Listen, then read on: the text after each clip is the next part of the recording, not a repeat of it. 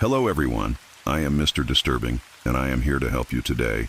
I know you use this video to fall asleep, so before that, like the video and subscribe to the channel. Also, where are you from and what time are you watching? Now get comfortable and relax.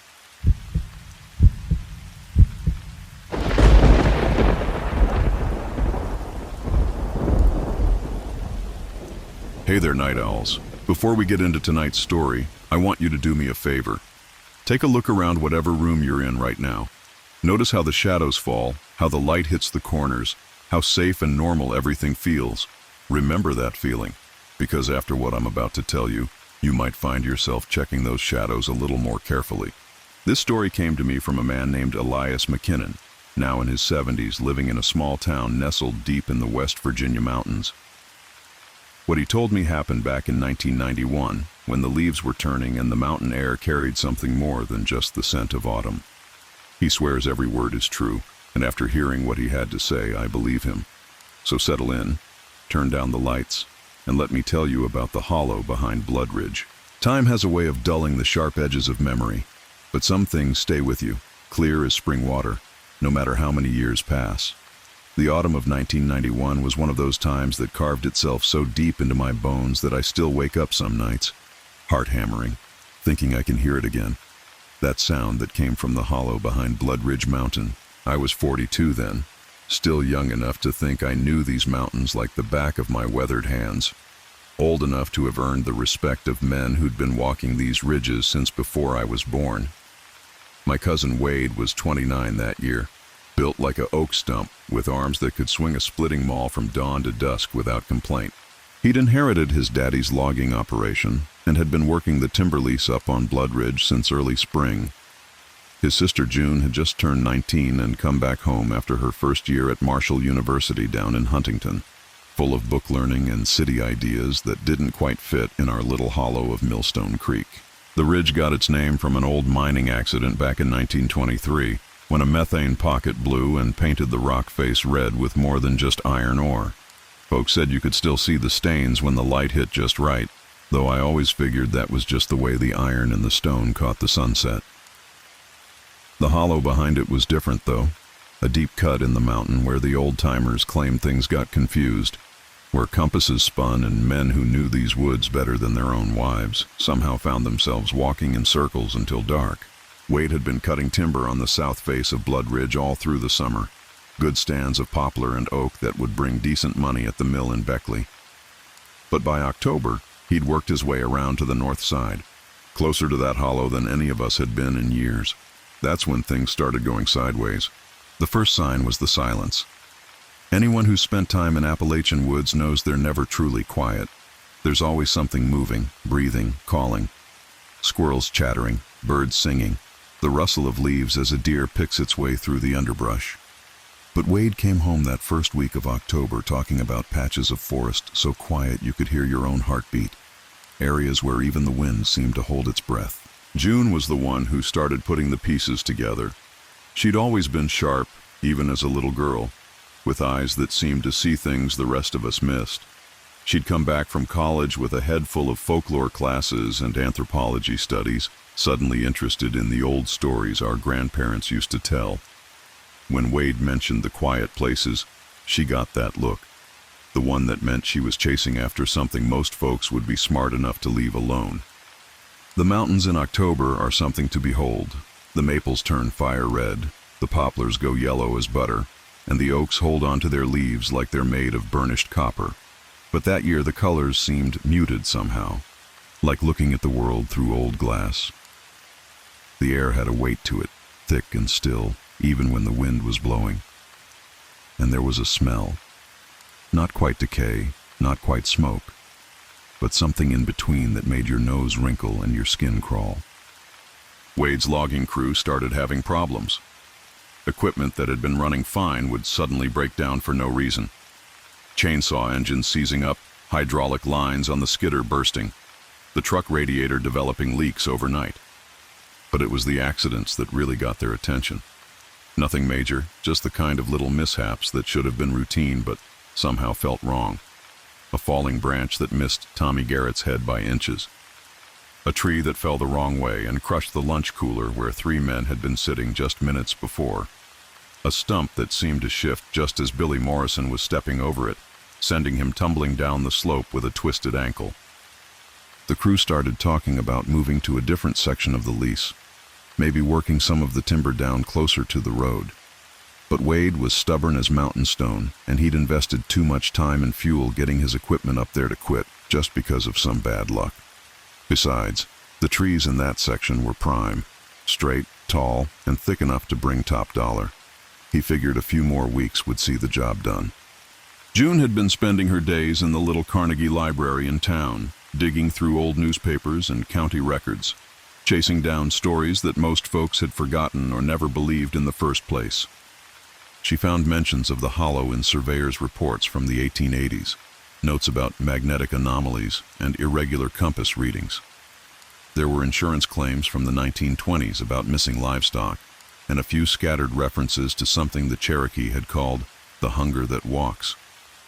The Cherokee had been driven out of these mountains long before my time, but they'd left traces, old trails, stone circles, and stories that got passed down through the white settlers who took their place. According to what June found, the hollow had been a place they avoided, somewhere they'd marked with warning signs and ritual stones. They'd had a word for things like whatever lived back there, spirits that weren't quite ghosts, not quite alive, but something in between that fed on more than just flesh and bone. By the 3rd week of October, Wade's crew was down to just him and Billy Morrison. The others had found excuses to work elsewhere, or simply stopped showing up altogether.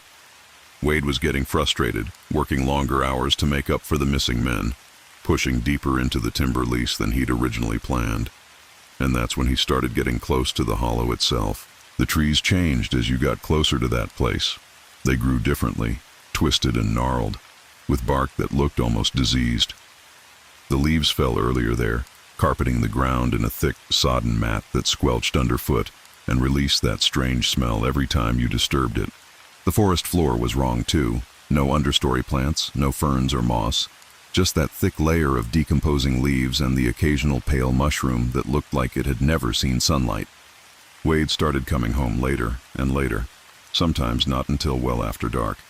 He'd sit at the kitchen table in his work clothes, drinking coffee that had gone cold hours ago, staring at nothing with eyes that had seen too much. When June or I would try to talk to him, he'd just shake his head and mutter something about needing to finish the job, about not letting the mountain beat him.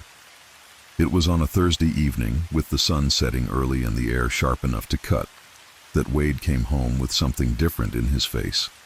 Not just exhaustion or frustration, but fear. Real fear. The kind that gets its hooks into a man's soul and doesn't let go. He sat down at the table, pulled off his work gloves, and looked at his hands like he'd never seen them before. June made him supper, but he barely touched it. Just sat there turning his coffee cup around and around, like he was trying to work up the courage to say something. Finally, he started talking about the sound. It had started that afternoon, he said, while he was cutting a big oak about a quarter mile from the hollow's edge. A sound like singing, but not quite human. Too high in some places, too low in others, with harmonies that seemed to come from the trees themselves. At first he'd thought it might be the wind, but there wasn't any wind that day. The air was still as death, and the sound just kept getting louder and more complex, like a whole choir of voices that weren't quite voices. Billy Morrison had heard it too, Wade said, and the older man had gone pale as fresh snow. Billy had been working these mountains for 30 years, and he'd never heard anything like it. He'd wanted to pack up and leave right then, but Wade had convinced him to finish the tree they were working on. The singing had stopped just as suddenly as it started, leaving them in that unnatural silence that had been plaguing the worksite for weeks. That night, I lay awake listening to the house settle around me, thinking about the stories my grandmother used to tell about the old days, when the mountains were wilder and the things that lived in them hadn't yet learned to fear the sound of axes and saws. She'd talked about spirits that could mimic human voices, calling travelers deeper into the woods until they were lost forever.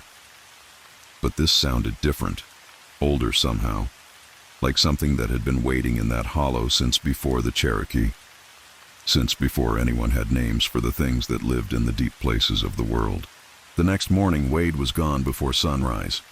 I found a note on the kitchen table saying he'd taken his equipment up to finish the section near the hollow, that he'd be back before dark. But dark came and went, and Wade didn't come home. June and I waited until nearly midnight before we called the sheriff's department.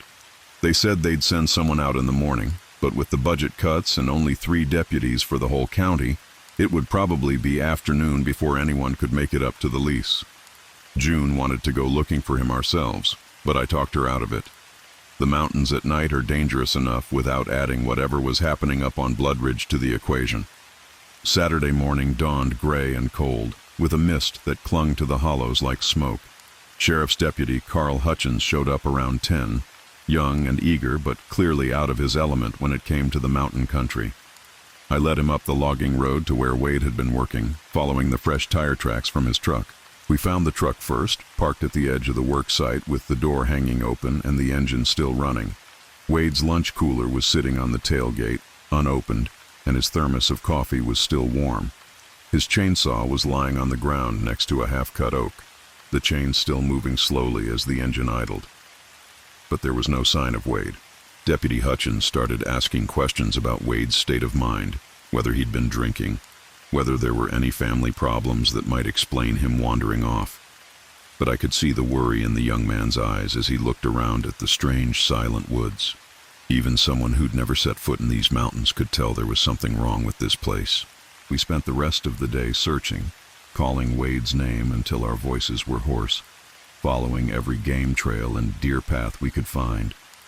But the forest seemed to swallow our calls, and the only answer we got was that unnatural silence pressing in around us like a living thing. As the sun started to set, Deputy Hutchins said he'd have to call in the state police, maybe get a search and rescue team up from Charleston. But I knew it was too late for that. Whatever had taken Wade wasn't going to give him back, and sending more people into those woods would just mean more people disappearing. That night, June made her decision. She'd been quiet all day, but I could see the wheels turning in her head. That same look she'd had as a child when she was working out a puzzle that had everyone else stumped. She waited until I'd gone to bed, then slipped out of the house with a backpack full of supplies and headed up the mountain. I found her note on the kitchen table Sunday morning, written in her careful college handwriting. She'd gone to the hollow, she said, to find Wade, or at least to find out what had happened to him. She'd taken her grandfather's old compass and a map of the area, plus enough food and water for 2 days. She promised to be careful, to stay out of the deep woods, and to come back by Tuesday morning whether she found Wade or not. But Tuesday morning came and went, and June didn't come home. The state police search team arrived on Wednesday, 6 men with tracking dogs and radio equipment. They found June's backpack about a mile from the hollow, torn and scattered like something had ripped it apart in a frenzy. Her water bottles were smashed, her food scattered, and her grandfather's compass was spinning wildly, needle jumping from north to south and back again like it couldn't decide which way was which. They found tracks, too. Human footprints that started out normal but gradually changed, becoming longer and deeper, with claw marks in the soft earth that no human foot should have been able to make. The tracks led deeper into the hollow, following an old game trail that seemed to wind back on itself, creating a pattern that made no sense until you realized it was shaped like a spiral, drawing everything inexorably toward the center. The dogs wouldn't follow the trail. They'd get within 100 yards of the hollow and just stop, whimpering and backing away with their tails between their legs. Even the most experienced tracking hounds, animals that had found lost hunters and escaped convicts in terrain twice as rough, refused to go any further. On Thursday night, the search team made camp at the edge of the hollow, planning to continue looking at first light. But sometime during the night, they heard it.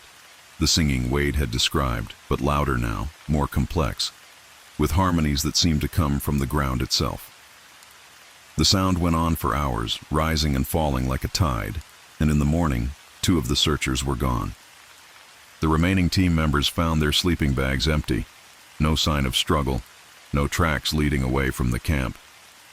It was like they'd simply vanished in the night, called away by voices that promised things no human being should want to hear. The search was called off that afternoon. The state police sealed the access road and posted signs warning people to stay away from the area.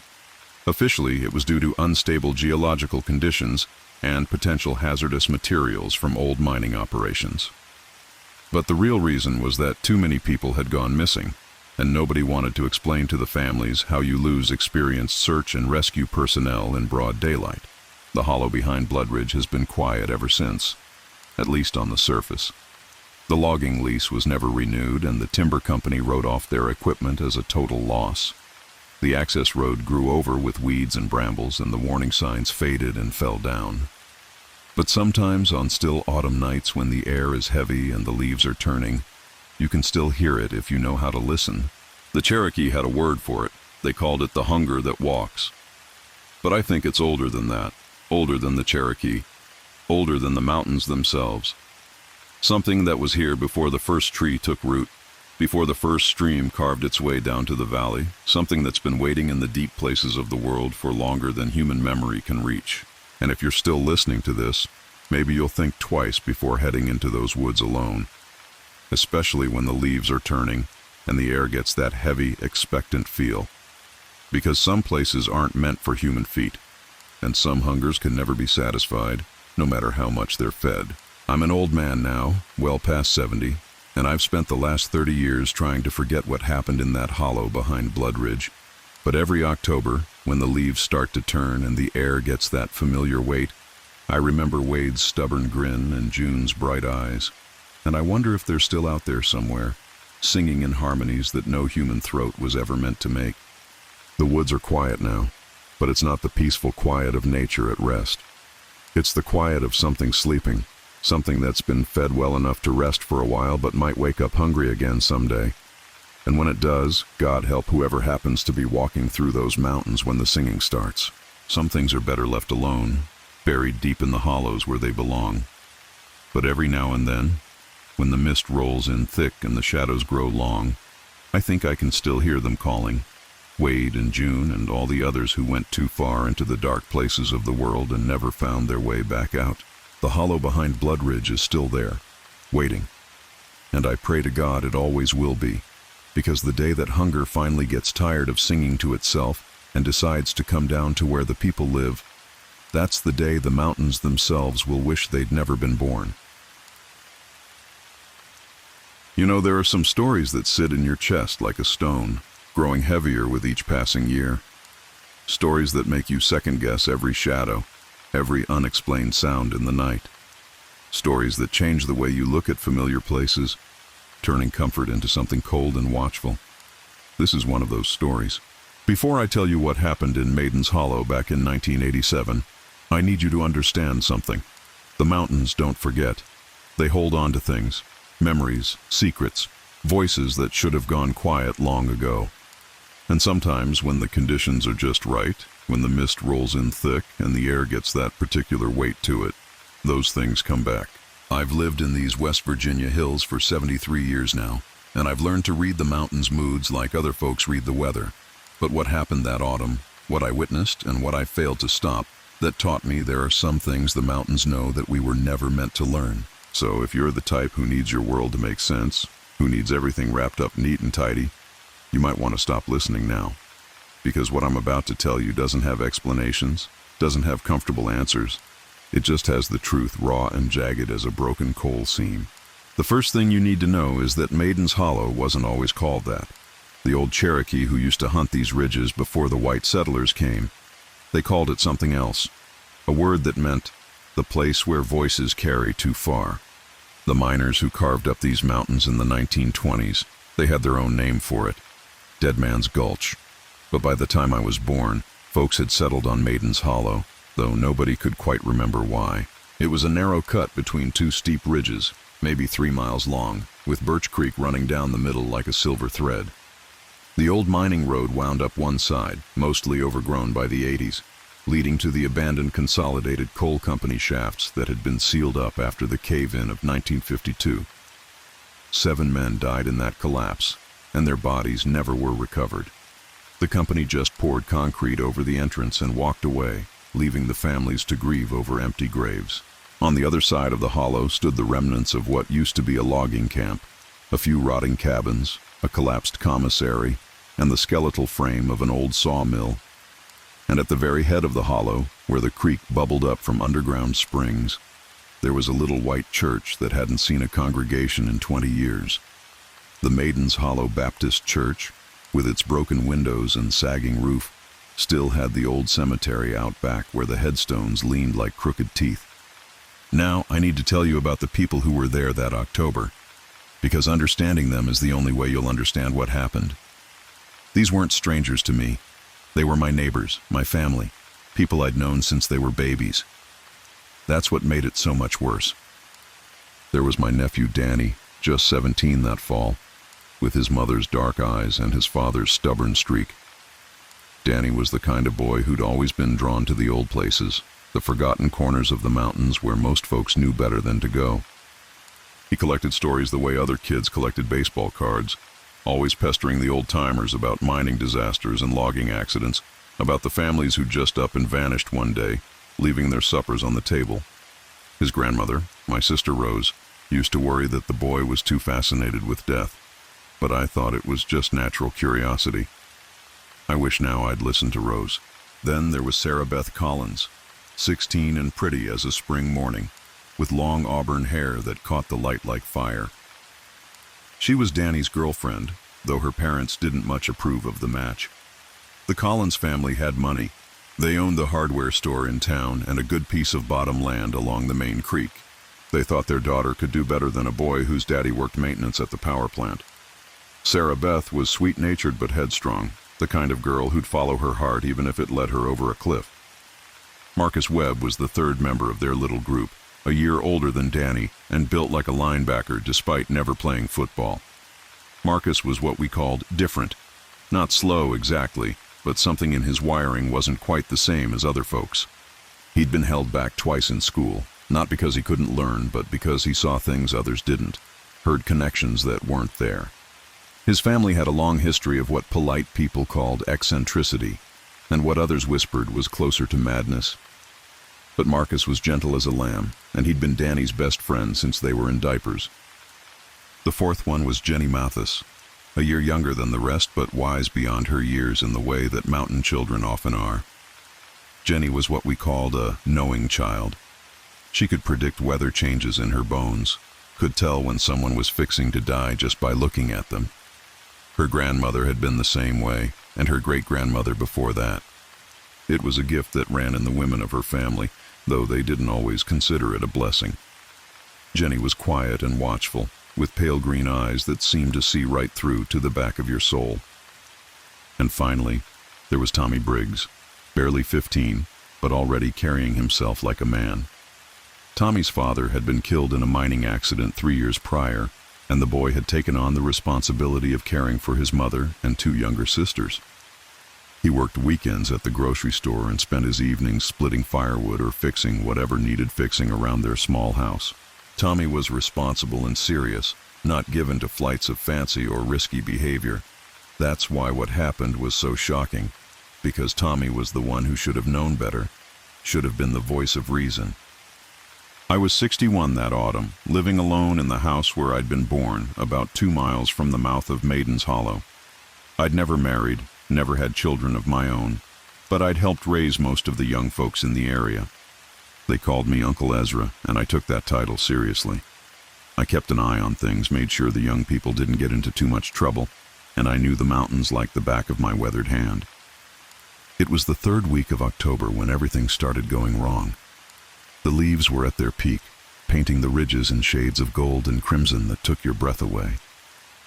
But there was something else in the air that week, something that made the hair on your arm stand up and the dogs whine for no reason. The old-timers called it the restless time, when the barrier between the world of the living and whatever lies beyond gets thin as tissue paper. I first noticed it on a Tuesday morning when I was checking my rabbit traps up on Pine Ridge.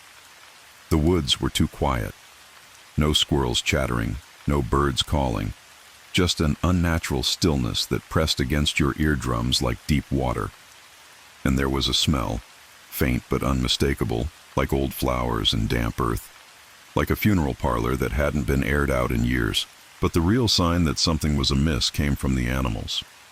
My old blue-tick hound, Gus, who'd never been afraid of anything in his 12 years, suddenly refused to go near the path that led toward Maiden's Hollow. He'd whine and pull backward on his chain, his hackles raised and his eyes showing white around the edges.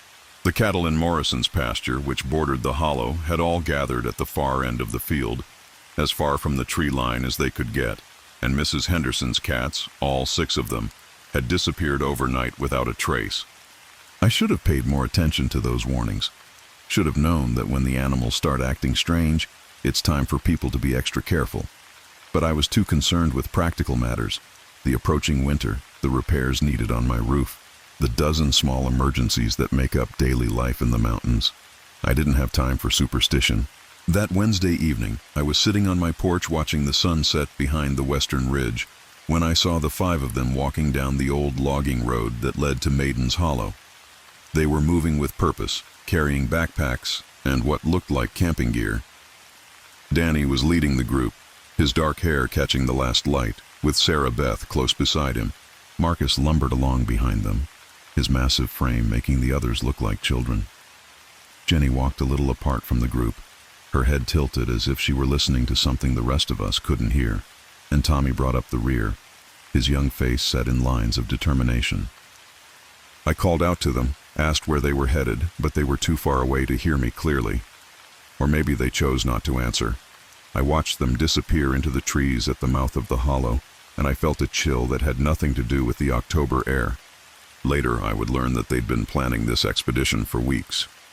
Danny had been researching the history of Maiden's Hollow, digging through old newspaper archives and talking to anyone who'd listen about the strange things that had happened there over the years. He'd become obsessed with the story of the Whitmore family, who'd lived in a cabin up in the hollow back in the 1930s. The Whitmores had been a young couple with 2 small children, trying to scratch out a living on a hardscrabble farm in the shadow of the mining operation. They'd been there for 3 years, keeping to themselves mostly, when one day in November of 1934, they just vanished. The neighbors found their door standing open, their breakfast still on the table, the children's toys scattered in the yard. Their cow was still in the barn, lowing with hunger, and the chickens were loose in the vegetable garden. But of the family themselves, there was no sign. The sheriff organized search parties, and they combed every inch of the hollow for days. They found no bodies, no signs of violence, no clues about what might have happened. It was as if the earth had simply opened up and swallowed them whole. The case was never solved, and eventually people stopped talking about it. But the stories lingered, the way mountain stories do, passed down from generation to generation like a curse. Danny had convinced the others that they could solve the mystery, that with modern camping equipment and systematic searching, they could find some clue that the searchers of 1934 had missed. It was the kind of adventure that appealed to teenagers, a chance to be heroes, to succeed where adults had failed. Sarah Beth had been excited by the romantic notion of solving an old mystery with her boyfriend.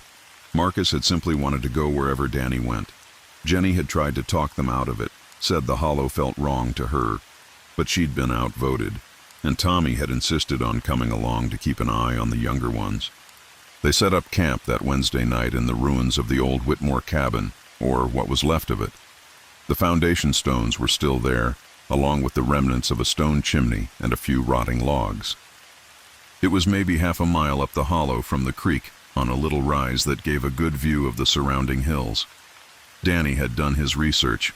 He knew exactly where the family had lived, had even found an old photograph of the cabin in its prime. I didn't see them again until Friday morning, when Jenny came stumbling down the mountain path like something was chasing her. She was pale as milk, her clothes torn and dirty, her eyes wild with terror. She collapsed on my porch, shaking so hard her teeth chattered, and it was 20 minutes before I could get a coherent word out of her. When she finally managed to speak, her voice was barely above a whisper. She told me they'd been hearing things since the first night, voices calling their names from the darkness, footsteps circling their camp, whispers that seemed to come from the ground itself. Marcus had been the first to start acting strange, talking to people who weren't there, laughing at jokes no one else could hear. By Thursday night, he was carrying on full conversations with invisible companions, and his eyes had taken on a distant, glassy quality that made the others nervous. But it was what happened Thursday night that had sent Jenny running. She'd been awakened by the sound of singing, a woman's voice, clear and beautiful, rising from somewhere near the old cemetery. The melody was unfamiliar, but the words were clear enough, a lullaby about sleeping children and peaceful dreams. One by one, the others had gotten up and started walking toward the sound, moving like sleepwalkers, their faces blank and serene. Jenny had followed them, staying back in the shadows, watching in growing horror as they approached the cemetery. The singing was coming from the old church, though the building had been empty for decades. And there, standing in the doorway with arms outstretched, was the figure of a woman in a white dress. "But it wasn't quite right," Jenny said.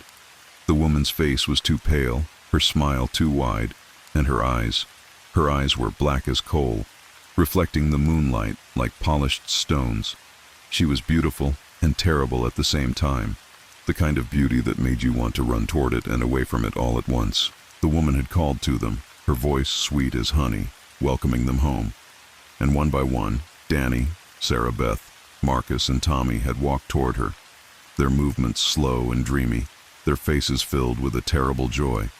They disappeared into the church, and Jenny had heard their voices joining the woman's song, harmonizing in a way that made her skin crawl. Jenny had run then, crashing through the underbrush in the darkness, branches tearing at her clothes and face. She'd run all through the night, not stopping until she reached my porch, and even then she kept looking over her shoulder as if something might be following her. I wanted to dismiss her story as teenage imagination, the kind of tale that grows in the telling, but there was something in her eyes, a haunted quality that spoke of genuine terror. And there was the fact that she'd left her friends behind, something that Jenny I knew would never do unless she had no choice. I loaded my shotgun and gathered up what supplies I could carry: flashlights, rope, a first aid kit, and a thermos of coffee. I'd known these mountains all my life, had walked every trail and explored every hollow. If there were kids in trouble up there, I was going to find them and bring them home.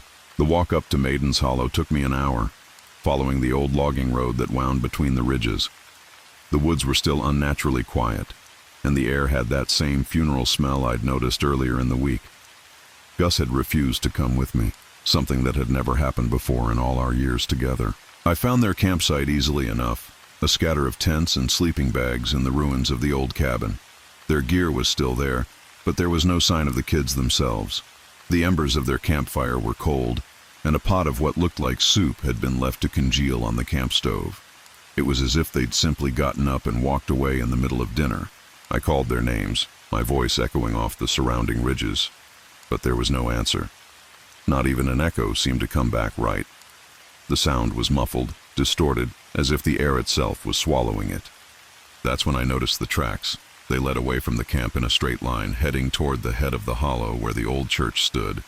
4 sets of footprints, clearly defined in the soft earth. Danny's worn sneakers, Sarah Beth's hiking boots, Marcus's heavy work boots, and Tommy's ragged tennis shoes. They walked in single file, evenly spaced, with no sign of hurry or struggle. I followed the trail, my heart pounding harder with each step. The footprints led through a stand of ancient oaks, their trunks so massive you could have driven a truck between them. The trees here were older than the mountains themselves, their branches twisted into shapes that hurt to look at too closely. And carved into the bark of the largest oak, so old the letters were barely visible, was a single word: Maiden. The trail led past the ruins of the old sawmill, where rusted machinery poked through the undergrowth like the bones of some enormous beast. The air grew thicker as I climbed, pregnant with moisture and that underlying smell of decay. And somewhere ahead, just at the edge of hearing, I could swear I heard the sound of singing. The cemetery came into view as I crested a small rise, the weathered headstones leaning at drunken angles among the weeds. Some of the graves were so old that the inscriptions had been worn away by decades of mountain weather, leaving only blank stone sentinels watching over forgotten bones. But it was the church itself that drew my attention, or rather, the light that spilled from its windows. The Maiden's Hollow Baptist Church had been dark for 20 years, its windows boarded up and its doors chained shut. But now golden light poured from every opening, warm and inviting. and I could hear voices inside raised in song. It was a hymn I recognized from my childhood, one my mother used to sing while she worked in the kitchen, but the words were different somehow, changed in ways that made my skin crawl. I approached the building slowly, my shotgun held ready, though I wasn't sure what I was planning to shoot. The closer I got, the more details I could make out. The windows weren't boarded up anymore. They were clean and whole, as if the church had been restored to its former glory. The doors stood open, and I could see people inside, their silhouettes moving in the golden light. I crept closer, keeping to the shadows, until I could peer through one of the side windows. What I saw inside made my blood run cold. The church was full of people, but they weren't quite right. Their clothes were from different eras, mining families from the 1920s, loggers from the 1940s, farmers from the 1960s, men, women, and children, all dressed in their Sunday best, all singing in perfect harmony. Their faces were pale and waxy, their eyes reflecting the candlelight like mirrors. And at the front of the church, leading the congregation in song, was a woman in a white wedding dress. She was beautiful in the way that winter storms are beautiful, terrible and perfect and absolutely deadly. Her hair was long and black, flowing around her shoulders like dark water. Her dress was made of some fabric that seemed to shift and flow, even when she stood still. And when she smiled, her teeth were white as fresh snow and sharp as broken glass. But it was her eyes that held my attention, black as coal and older than the mountains themselves. They were the eyes of something that had never been human, something that had learned to wear human shape but hadn't quite mastered the art of human expression. And when her gaze swept across the congregation, I saw the people lean toward her like flowers turning toward the sun.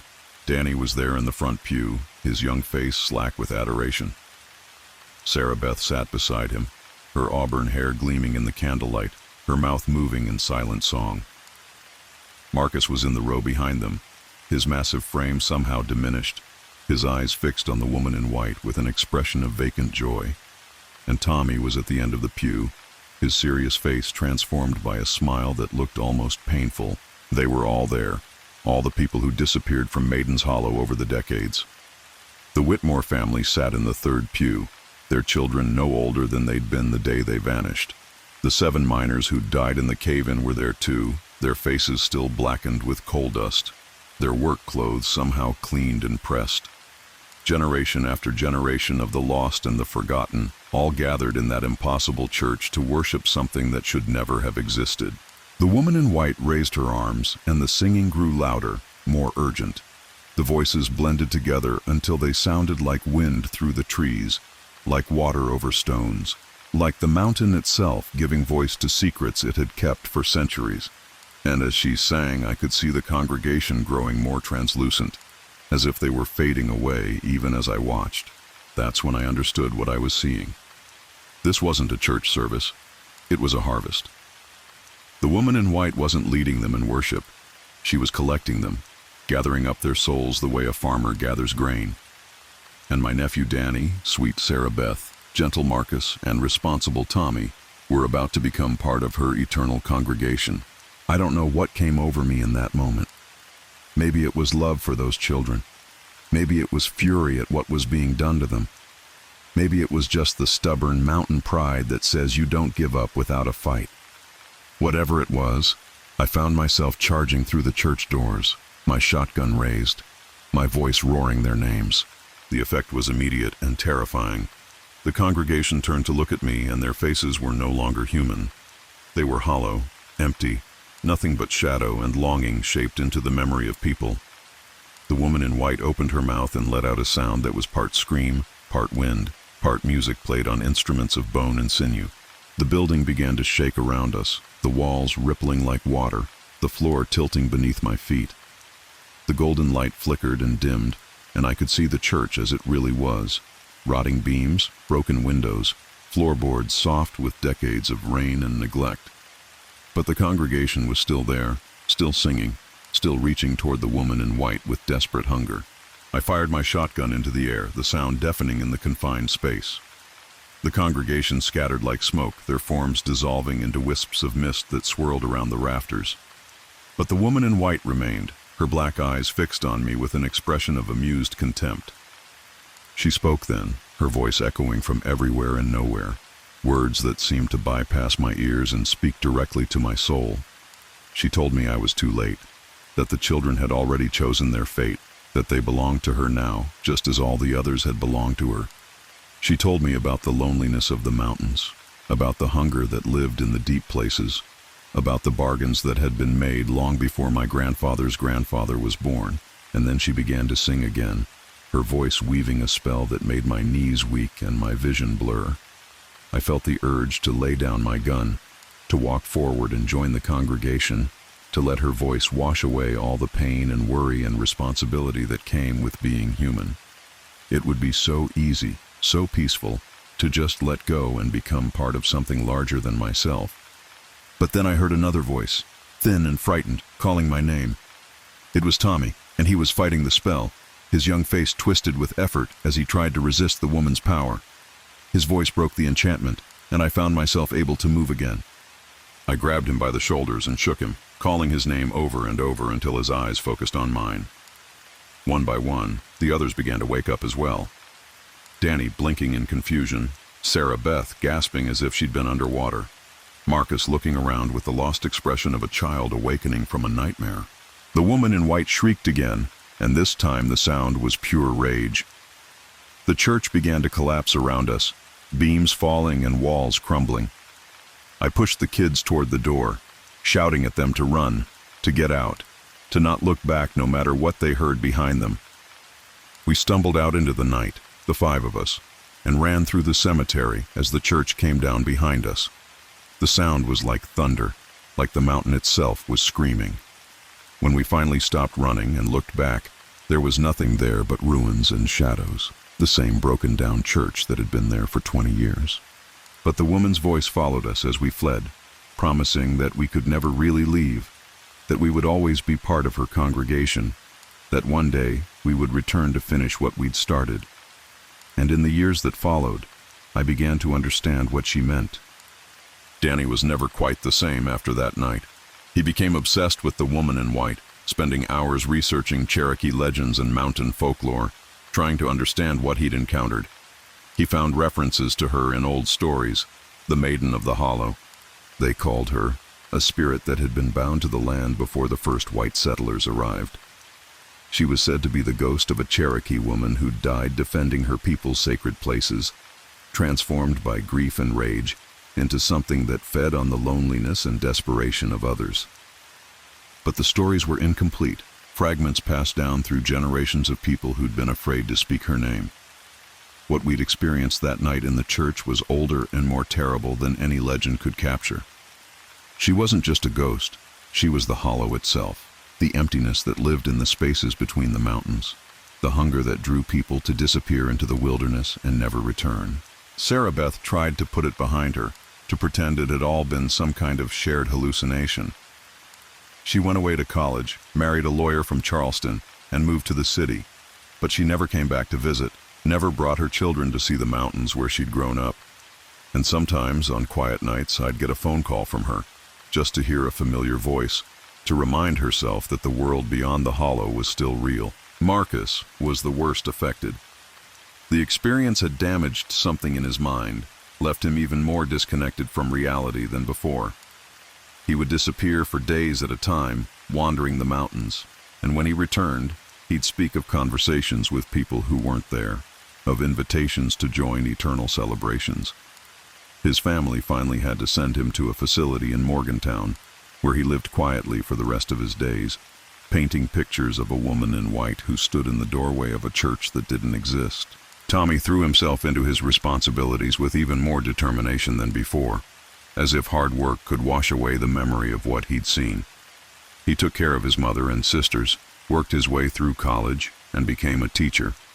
But he never married, never had children of his own. He said once that he didn't want to bring new life into a world where such things were possible. And Jenny, the one who'd saved them all by running for help, developed a reputation as a seer and a healer. People came to her from all over the county, seeking advice and comfort, and she helped them as best she could. But she never spoke of what she'd experienced in the hollow. never told anyone about the woman in white or the congregation of the lost. Some knowledge, she said, was too dangerous to share. As for me, I've carried the burden of that night for 37 years now.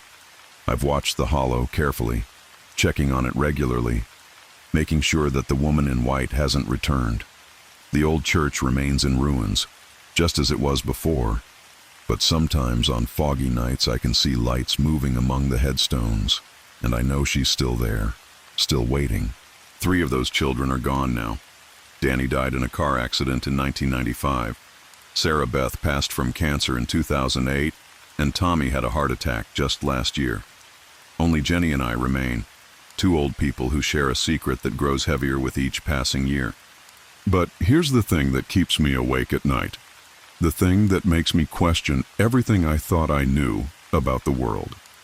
In all my research, in all my conversations with the old-timers, I've never found any record of a Cherokee woman who could match the description of the thing we encountered. The stories about the Maiden of the Hollow, they're all wrong, all incomplete. They're just fragments of a larger truth that people have been too afraid to speak. I think she's something older than the Cherokee, older than any human presence in these mountains. She's the loneliness itself, the empty spaces between the trees, the silence that falls when the last human voice grows still. She's been here since the first creatures walked these ridges, and she'll be here long after the last human footprint has been washed away by rain, and I think she's growing stronger. The mountains are emptying out as young people move to the cities, as the old ways die out and the stories are forgotten. The hollow places are growing larger, the silence deeper, and in that silence she waits, patient as stone, gathering her strength for the day when the last human voice falls silent and the mountains belong to her alone. Sometimes, when the fog rolls in thick and the air gets that particular weight to it, I can hear her singing. It's faint, like a radio station from very far away, but it's there. And I know that someday, when I'm older and weaker and more tired than I am now, I'll find myself walking up that old logging road toward Maiden's Hollow. I'll walk through the cemetery and up to the ruins of the church, and I'll find the doors standing open and the lights burning bright inside. And when that day comes, I'll take my place in the congregation, and I'll sing along with all the others who've gone before me. Because in the end, that's what she offers. Not death, but belonging. Not silence, but a song that goes on forever. And after carrying the weight of that night for so many years, the thought of laying down the burden and joining that eternal choir doesn't seem so terrible anymore. But until that day comes, I'll keep watching. I'll keep the secret and tend the memory, and I'll make sure that no more children wander up into Maiden's Hollow looking for adventure. Because some mysteries are better left unsolved, and some doors are better left unopened. The woman in white is still there, still waiting, still singing her beautiful, terrible song. And someday, when the mountains are empty, and the last human voice has fallen silent, she'll step out of the hollow and claim the world that was always meant to be hers. So, if you ever find yourself driving through the mountains of West Virginia and you see a narrow road winding up between 2 steep ridges, don't follow it. If you hear singing coming from the deep woods, don't listen. And if you ever find yourself in a place where the silence is so complete that you can hear your own heartbeat, turn around and leave as fast as you can. Because the mountains remember everything, and some things they remember are better left forgotten. The woman in white is still singing, still waiting, still calling for others to join her congregation. And someday, when the conditions are just right, when the mist rolls in thick and the air gets that particular weight to it, she'll find new voices to add to her choir. I just pray that when that day comes, you're not one of them. There are some memories that refuse to stay buried, no matter how deep you dig the grave. I've spent 43 years trying to forget what happened in the summer of 1987, but the older I get, the clearer it becomes. Like fog lifting off a holler at dawn, revealing shapes you wish had stayed hidden. If you're the type who believes that some secrets are meant to stay in the ground, you might want to stop reading now. Because what I'm about to tell you isn't just a story, it's a warning about what happens when we forget the old ways, and why our grandparents whispered certain names only in daylight. My name is Earl Whitmore, and I'm 79 years old. I've lived in these Kentucky mountains my entire life, Watched coal towns rise and fall like summer storms. Seen families scattered to the wind when the mines closed. But nothing prepared me for what I witnessed that August, when 5 young people decided to camp in a place that had been marked off limits for over a century. They thought they were just exploring. They had no idea they were walking into a trap that had been waiting patiently for fresh blood. The first time I saw Cassie, she was arguing with her boyfriend outside Henderson's general store, her red hair catching the afternoon sun like copper wire. She was 22 then, just graduated from Eastern Kentucky University with some degree in anthropology or folklore. One of those subjects that sounds impressive but doesn't put food on the table. Cassie had grown up in Lexington, but her grandmother had been born in these mountains, and she'd spent summers here as a child, listening to the old women tell stories on front porches that sagged under the weight of decades. What made Cassie different from the other college kids who occasionally wandered through our town was her genuine respect for the mountain ways. She didn't mock the superstitions or laugh at the old-timers who still hung iron horseshoes above their doors. Instead, she collected their stories like pressed flowers, writing them down in a leather journal she carried everywhere. I remember thinking she was too curious for her own good, the way she'd ask questions that made folks uncomfortable, probing into family histories that some preferred to keep buried. Her boyfriend Marcus couldn't have been more different. He was 24, tall and lean, with the kind of easy confidence that comes from never having to worry about where your next meal is coming from. His father owned a chain of hardware stores across central Kentucky, and Marcus had that restless energy of someone who'd never had to work with his hands. He'd followed Cassie up to the mountains because he was smitten with her, but you could see in his eyes that he thought the whole place was backwards and quaint. He had a way of smiling when locals talked about old beliefs, the kind of smile that didn't quite reach his eyes. Then there was Derek, Marcus's younger brother, 19 and built like a linebacker. Derek had flunked out of college after one semester and was working construction, but he still had that teenager's sense of invincibility. He was the type who'd dare you to walk through a graveyard at midnight, not because he was brave, but because he genuinely didn't believe anything bad could happen to him. I watched him crush beer cans against his forehead outside the diner, laughing too loud and trying to impress Sarah, who was clearly out of his league.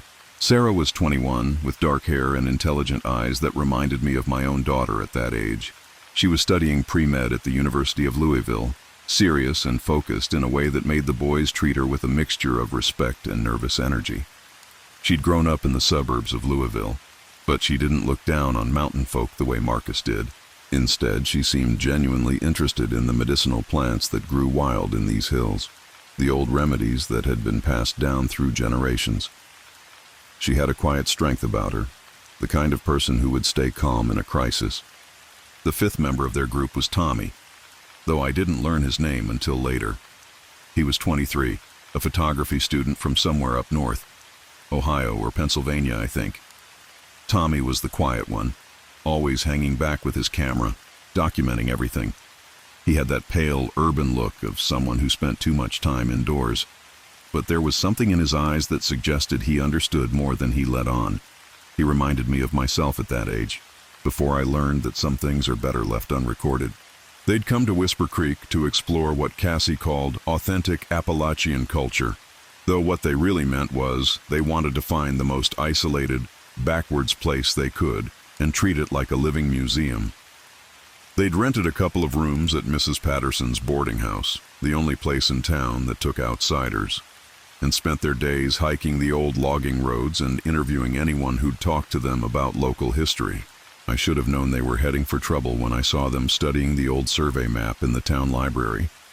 It was one of those hand-drawn maps from the 1890s, the kind that showed every cabin and creek, every family cemetery and hunting trail. Most of the places marked on that map were long gone, reclaimed by the forest or washed away by flash floods. But there was one area that had been deliberately scratched out, a section up near Bone Ridge where someone had taken a knife to the paper, scraping away the details until only blank space remained. When I saw Cassie running her finger over that damaged section, I knew I should have spoken up. But you have to understand, by 1987, most of us old-timers had learned to keep our mouths shut around outsiders. Too many times we'd tried to warn people away from certain places, only to have them laugh at our superstitions and do exactly what we'd told them not to do. So instead of warning them about Bone Ridge, I watched them pack their camping gear and disappear into the mountains, knowing in my bones that not all of them would come back. The reason that section of the map had been scratched out wasn't because of any government secret or mining claim. It was because the man who drew that map, my great-grandfather Silas Whitmore, had been one of the last people to escape from Bone Ridge alive. He'd spent the rest of his life trying to make sure nobody else would make the same mistake he had, but he also knew that simply telling people to stay away would only make them more curious. So he'd taken the more direct approach. He'd tried to erase the place from existence, at least on paper. Bone Ridge got its name from the Cherokee who used to hunt these mountains before the white settlers arrived. According to the stories passed down through my family, it was a place where the dead refused to rest, where the bones of the ancient ones sang in the wind. The Cherokee had marked it as forbidden ground, a place where the boundary between the living world and the spirit world had worn thin. But like most sacred warnings, it was treated as mere superstition by the European settlers who began clearing the forests in the 1800s. The first white family to build a homestead on Bone Ridge was the Kellermans, German immigrants who'd come to Kentucky looking for farmland. They'd cleared a section of the ridge and built a cabin, planted crops, started raising livestock. For a few months, everything seemed normal. Then the children started disappearing. Not all at once, mind you. That would have been too obvious. First, it was the youngest Kellerman boy, 3-year-old Hans, who vanished from his bed one night without a trace. Then the neighbor's daughter, little Mary Hutchins, who went missing while picking berries. Each time, search parties combed the mountains for days, but they never found so much as a torn piece of clothing or a single footprint. The children had simply vanished, as if the earth itself had swallowed them. The adults started next. Old Herman Kellerman, the patriarch who'd first settled the ridge, began talking about voices in the wind. He'd sit on his porch at night, listening to what he swore were his dead children calling to him from the forest.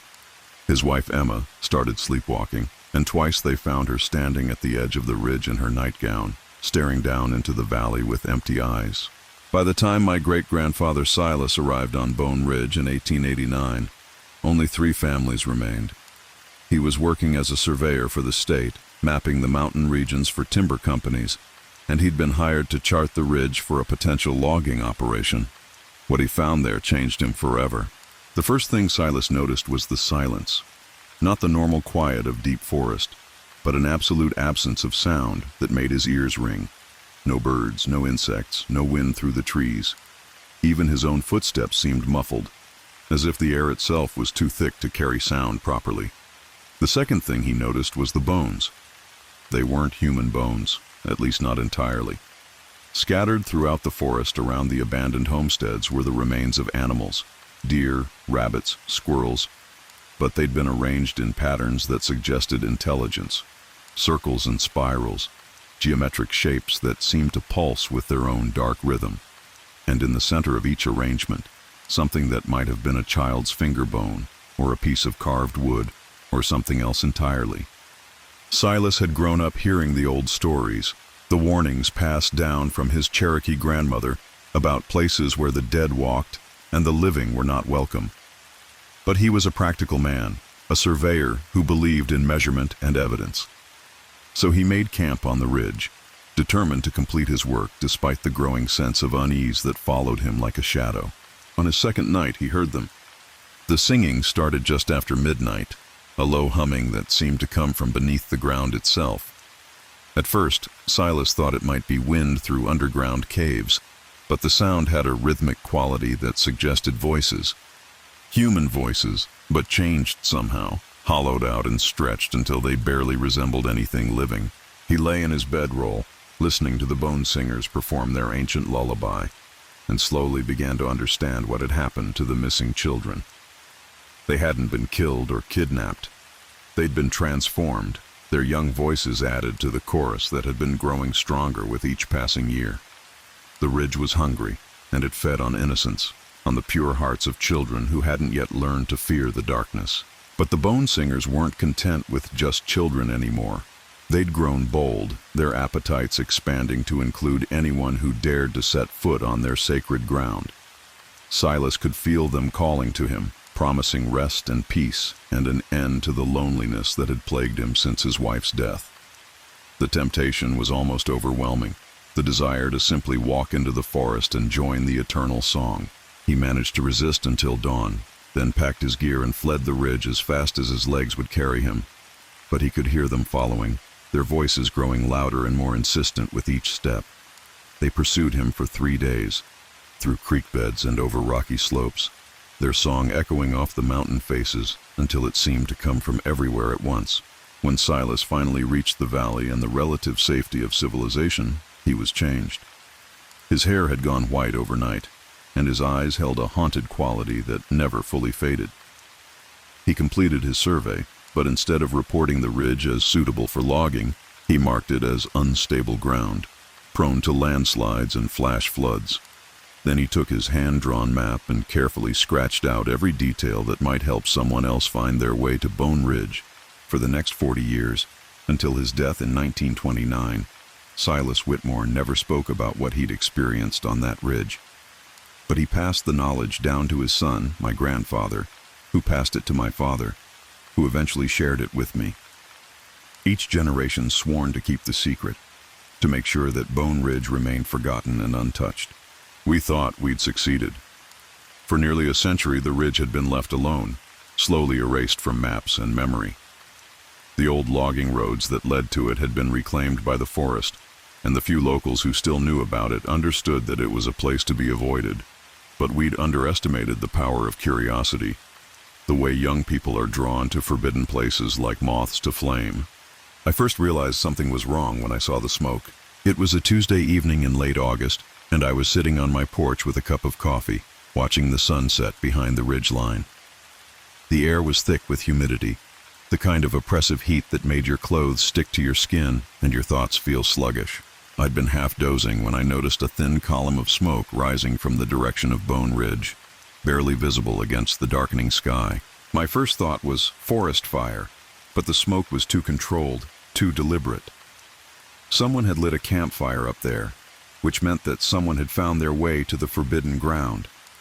I felt a chill run down my spine despite the heat, and I knew with absolute certainty that it was those 5 young people from the boarding house. I should have called the sheriff, but what would I have told him? That some college kids were camping in a place that my great-grandfather had marked as haunted? That they were in danger from something that most people would dismiss as mountain superstition? Instead, I sat on my porch and watched that smoke rise into the night sky, praying that they would have the sense to leave before dark. But the smoke kept rising, and I knew they weren't going anywhere. Around midnight, I heard the singing start. It was faint at first, carried on the wind like a half-remembered melody. But as the night wore on, it grew stronger, more insistent. I could make out individual voices now, the high, sweet tones of children mixed with deeper harmonies that seemed to come from somewhere far below the earth. The bone singers were welcoming new guests, and they were hungry.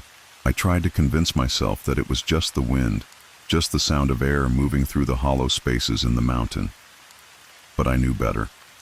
I'd heard the stories, passed down through 4 generations of my family, and I understood what was happening up on that ridge. The question was whether those 5 young people would understand it in time to save themselves. The singing continued until dawn, then faded as the sun rose over the mountains. I waited through the morning, hoping to see them come down from the ridge, but the old logging road remained empty. By afternoon, I couldn't stand it anymore. I loaded my shotgun, though I knew it would be useless against what they were facing, and started the long climb up to Bone Ridge. The path was harder to follow than I'd expected. 40 years of neglect had allowed the forest to reclaim most of the old trail, and I had to push through tangles of blackberry vines and fallen trees. My knees weren't what they used to be, and more than once I considered turning back, but the memory of that smoke and the knowledge of what waited on the ridge kept me moving forward. The first sign that something was wrong came when I reached the creek that marked the boundary of the forbidden ground. The water was running black, not the clear mountain stream I remembered from my childhood, and the silence was absolute, just as my great-grandfather had described. No birds, No insects, no wind through the trees, just the sound of my own labored breathing and the crunch of dead leaves beneath my feet. I found their campsite in a clearing near the center of the ridge, where the Kellerman cabin had once stood. Their tents were still standing, their gear scattered around a cold fire pit. But there was no sign of the 5 young people, no indication of where they might have gone. It was as if they'd simply vanished, leaving behind only the empty shells of their temporary home. I called out their names, my voice echoing strangely in the unnatural quiet. Cassie, Marcus, Sarah. But there was no response, no sound except the gradual fading of my own voice. I walked through their campsite looking for clues, for any sign of what had happened to them. That's when I noticed the bones. They'd been arranged in a perfect circle around the fire pit, small animal bones interspersed with what looked like pieces of carved wood. But as I looked closer, I realized they weren't wood at all. They were old bones, ancient and yellowed, carved with symbols that seemed to shift and change when I looked directly at them. And in the center of the circle, 5 sleeping bags arranged like the points of a star. I was starting to understand what had happened when I heard the first voice. It was Sarah, I think, though her voice had a hollow quality that made it hard to be sure. She was singing, a wordless melody that seemed to come from somewhere deep underground. Then Marcus joined in, his voice harmonizing with hers in a way that made my skin crawl. One by one, the others added their voices to the chorus, until all 5 of them were singing in perfect unison. But they weren't singing from their campsite. The voices were coming from beneath the ground, from the spaces between the roots and rocks where the bone singers had always made their home. The 5 young people had been welcomed into the ancient chorus, their voices added to the eternal song that had been growing stronger for over a century. I ran then, crashing through the underbrush like a spooked deer. Behind me, the singing grew louder, more insistent. I could hear them calling my name now, their voices sweet and seductive, promising rest and peace, and an end to the loneliness that comes with old age. The temptation was almost overwhelming, the desire to simply stop running and join the eternal song. But I kept moving, driven by the same terror that had sent my great-grandfather fleeing from this place nearly a century ago. The voices followed me down the mountain, growing fainter but never completely fading. Even now, sitting in my living room 43 years later, I can still hear them sometimes when the wind blows just right. The official search for the 5 missing campers lasted 3 weeks. The sheriff organized volunteer parties, brought in tracking dogs, even called in a helicopter from the state police. But they never found so much as a footprint or a torn piece of clothing. The 5 young people had simply vanished, as if they'd never existed at all. I kept my mouth shut during the search, though it nearly killed me. What could I have told them? That the missing campers had been claimed by ancient spirits, transformed into something that was no longer quite human. That they were still up there on the ridge, singing their wordless lullabies to the darkness. The searchers would have thought I was crazy, and maybe I was. Maybe the whole thing was just the delusion of an old man who'd spent too many years listening to ghost stories. But I know what I heard that night, and I know what I saw in that clearing. The bones arranged in their perfect circle, the sleeping bags positioned like an offering to something dark and hungry.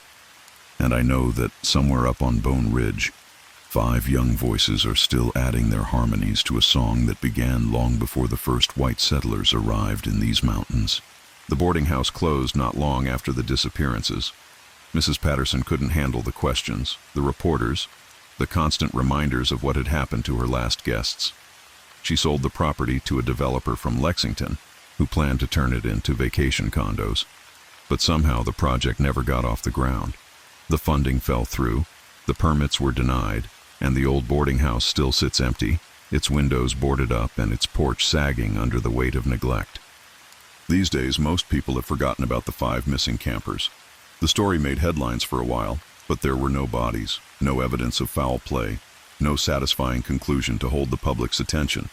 The families still hold out hope, I imagine, still believe that their children might return someday. But I know better. I know that they're still up there on the ridge, their voices growing stronger with each passing year, waiting for the next group of curious explorers to stumble into their eternal song. The old ways are dying in these mountains, forgotten by younger generations who've moved to the cities or lost themselves in the glow of television screens. The warnings that once kept people away from certain places have been dismissed as superstition, and the knowledge that protected our ancestors has been buried beneath layers of modern skepticism. But some things refuse to stay buried. Some hungers are too ancient to be satisfied by progress or technology.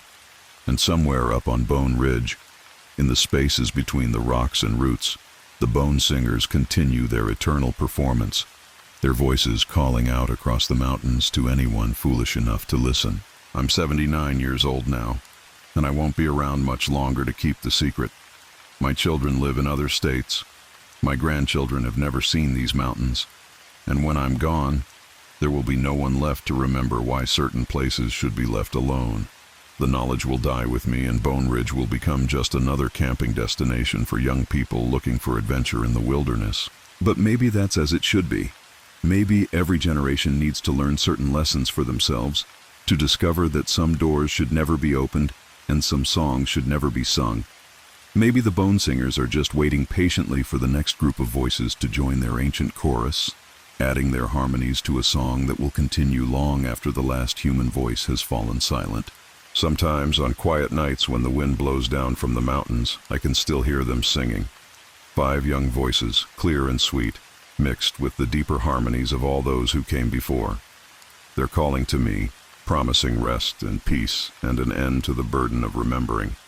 The temptation grows stronger with each passing year, and I wonder how much longer I can resist the song that has been waiting for me since that terrible night in 1987. But for now, I sit on my porch and listen to the mountains sing their ancient lullabies, and I try to forget the faces of 5 young people who thought they were just going camping in the Kentucky wilderness. I try to forget the sound of their voices joining the eternal chorus, and I try not to think about what will happen when the next group of curious explorers finds their way to Bone Ridge.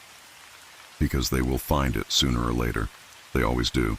And when they do, the bone singers will be waiting.